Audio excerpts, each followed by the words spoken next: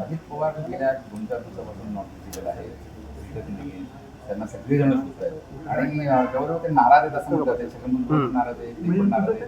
परत येण्याची काही महाराज 4 तारखेनंतर ते हां 4 तारखेला वेळ आहे. हां ते सर्व नेते आहेत ना, भारतीय जनता पार्टी, मुख्यमंत्र्यांच्या पक्षाचे, अजितदादाच्या पक्षाचे 4 तारखेनंतर त्यांचा इंटरव्ह्यू घ्याल, त्यांना विचाराल तुम्ही जे पाऊल उचलले त्याचा योग्य उत्तर महाराष्ट्राची जनता जेव्हा देईल तेव्हा त्यांना तोंड दाखवल्याने सुद्धा जागा राहणार नाही. स्वगृह येतील अजित पवार असं वाटतं.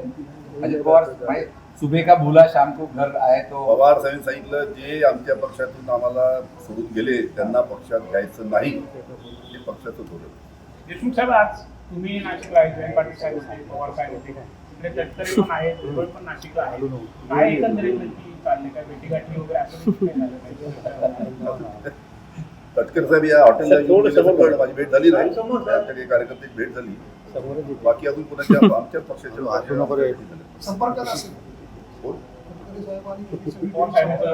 संपर्कात जरी आले ते आमच्या, तरी आम्ही त्यांना गेला नाही. नरेंद्र मोदी सभा घेता आणि दुसरीकडे त्यांच्याकडनं सातत्याने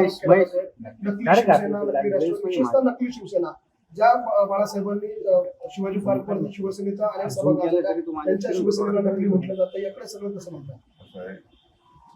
त्यांनी नरेंद्र मोदी साहेबांनी पहिल्या स्टेटमेंट दिलं की उद्धवजी ठाकरे यांची नकली शिवसेना. महाराष्ट्राने संपूर्ण देशाला माहिती आहे की खरी शिवसेना कोणाची.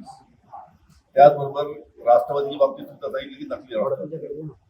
सगळ्या जगाला माहित आहे की राष्ट्रवादी काँग्रेसची स्थापना पवार साहेबांनी केली.